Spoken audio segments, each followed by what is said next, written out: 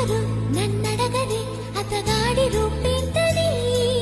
అడిగితే చూపించగా నిలువెత్తు చిరునవ్వుని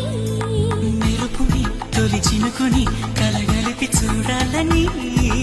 ఎవరికి అనిపించిన చూడొచ్చు నా చెలియని ఇన్నాళ్ళిలా తనొస్తాడని చూడాలట ప్రతి దారిని ఏ తోటలో తనందోనని ఎటు పంపను నా మనసుని